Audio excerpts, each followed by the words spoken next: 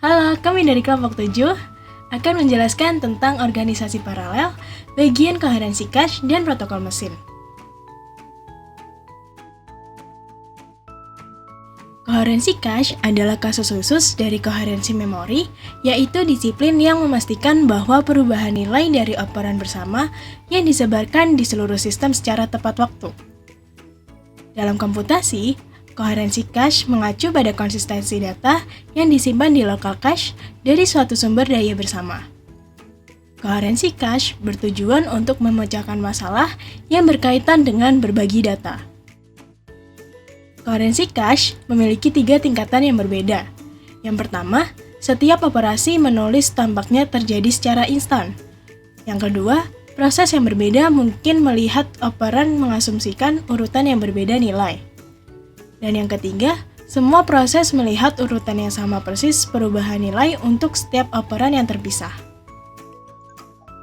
Baik, selanjutnya kita masuk ke pengelolaan koherensi cache.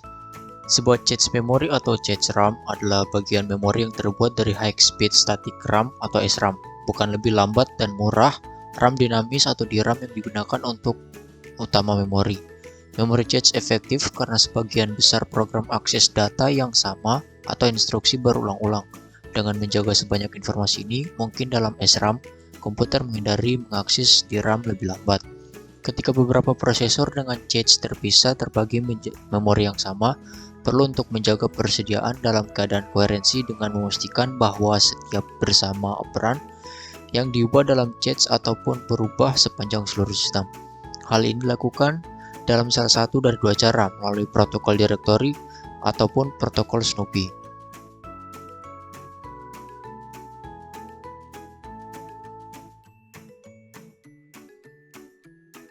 Yang pertama, protokol directory.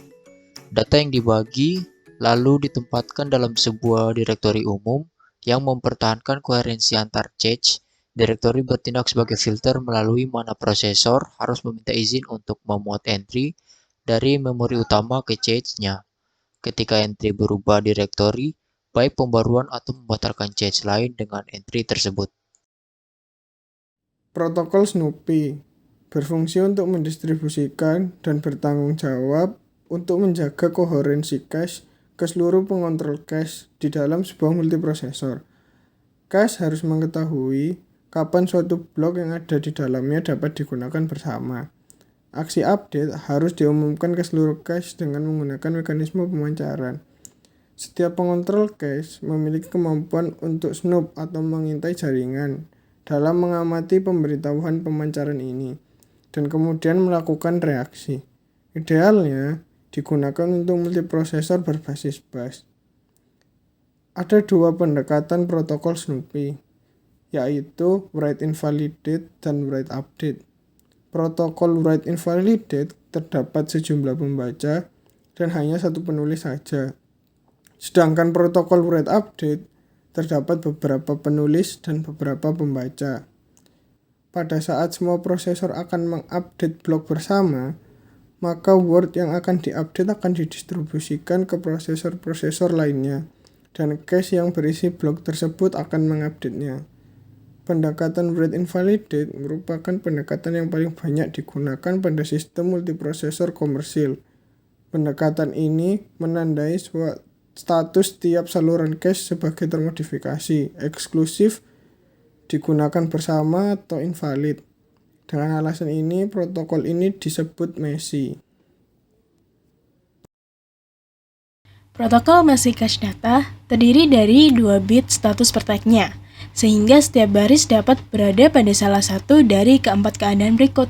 Yang pertama ada termodifikasi, yaitu baris pada cache telah dimodifikasi dan hanya tersedia pada cache itu saja. Yang kedua, eksklusif, yaitu baris yang berada pada cache yang sama seperti pada baris memori utama dan tidak terdapat pada cache-cache lainnya.